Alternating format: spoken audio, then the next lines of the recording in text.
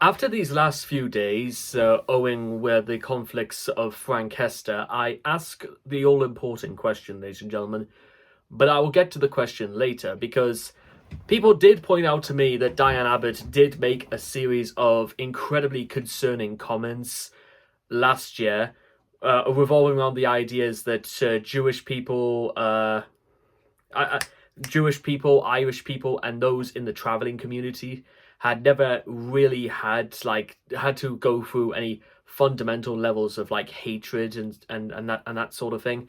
And listen, they were absolutely in their right to suspend Dianne Abbott and take the whip off her, and now she only stands as an MP. I absolutely understand that. That is a zero. That's the whole reason why we have like zero tolerance policies, because to make comments like that at all is disgusting. And well, if I were if to be honest, if I was Dianne Abbott in that situation, I should feel extraordinarily fortunate that that was just the only course of action. Now, I personally don't know if Dianne Abbott had to like undergo sort of just some in-house human resources, like training in terms of like, well, I say training, but how much training does it really take to understand that, you know what, you can't go around saying that to people, talking about people in that way, and thinking that this is just the sort of thing you can get away with.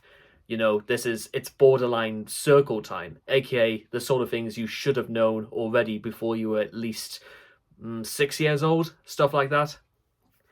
And because I'm like rattling my brains, ladies and gentlemen, where people have even commented on my previous videos saying that Dianne Abbott has no leg to stand on because of what she's done.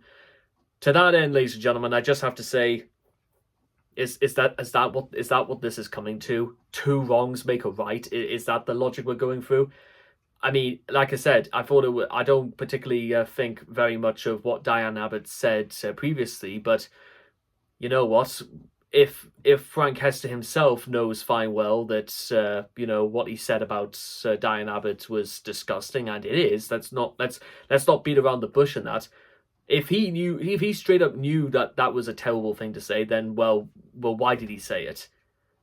It's a little bit boring, ladies and gentlemen, where I have to sort of like repeat this rigmarole over and over again, ladies and gentlemen, about saying that if you know what you're doing is bad and you still go through with it anyway, well, you shouldn't be surprised that the backlash is going to be immense. Because something that I feel like this government in many ways doesn't really seem to understand about PR is that to be associated with these sorts of people is one thing, and that's like on a whole series of levels of like bad. And the public is not going to be very happy about this, to be one, associated, b, the fact that Frank Hester is planning on donating yet another 5 million to the Conservatives all the while. So basically the whole line is basically suggesting is that Rishi Sunak claims that because he is Prime Minister, England is not racist, but it will allow it will allow to take money from people who say openly racist things and who saying about people who should be shot in the face. Forget being shot in the face for 1 second, ladies and gentlemen. This feels like a slap in the face to the public, because we are led to believe that what Rishi Sunak is telling us is for the greater good of the country, all the while just letting things like this happen. And even Rishi Sunak doesn't even go out of his way to saying that, you know what, we won't accept money from Frank Hester. We don't want to be associated with people of that description. If Frank Hester was not like a multi-millionaire, then Rishi Sunak, nobody for the Conservatives would be involved. That's the bottom line, ladies and gentlemen. And if it was somebody like you or me who said the things that Dianne Abbott and Frank Hester said, we would be facing like prison for hate speech, or facing jail, I should say. I'm not entirely sure if prison is warranted of hate speech at this moment in time. It would mean a very heavy fine and community service, that sort of thing. Whether a hard prison sentence, I'm not entirely sure, and I don't particularly think so either. Well, it depends on like the scale, and rather if how many like offenses that's been committed in this period. I'm sure there's going to be some in like the human rights acts of 2010. There's going to be some very specific things laid out in this sort of sense. But what I'm trying to get at, ladies and gentlemen, is that once again, why do we need to resort to this? What exactly are we going to gain from this awful tit-tatting around saying, making it things about race, about religion, and what exactly is any of this going to prove? What exactly is any of this going to solve? From saying what counts as extreme to what doesn't, to what we're just going to roll over and accept just because we're not going to say one over the other. And sadly, ladies and gentlemen, this entire sorry episode has sort of confirmed a sort of dark feeling in the back of my mind, saying that people won't be upset over this. Well, we'll wait and see what counts as upset like later on. But all I'm thinking right now, ladies and gentlemen, is the idea is that people are just going to roll over and accept this. And that's the sort of thing that's going to lead to more cases of racial hatred, hate speech, and things like this are going to be open and commonplace. Because if them's at the very top can get away with it and do it, then why can't everybody get away with it? They're no more special than the rest of us, but they're the ones allowed to get away with it. You see the sort of can of worms these sorts of things start when discipline and actually sticking to the rules that you set out doesn't actually land on ears that are willing to listen.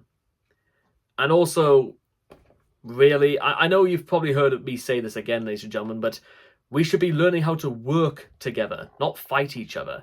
And bear in mind, there are conflicts going on all over the world at this moment. Do you really think we're setting an example by making things worse in this regard? Because how exactly do you think things can get any worse? Things are already bad, and all we seem to be doing is just making them worse through no provocation, apart from the fact that as long as we can get away with it, that's all that matters. Is that the logic we're going for, ladies and gentlemen? A malicious Britain? Is that what all of this has led to? It's a tragic state of affairs, ladies and gentlemen, because this is, well, like I said, there's no depths that this government won't sink, and there are some depths that people literally won't be able to sink, well, not without good help at any rate, because here we are, ladies and gentlemen. I don't condone what Dianne Abbot said in the past. I don't condone what Frank Hester said. But are you really trying to tell me that this sort of behavior continuing is going to make things better for this country?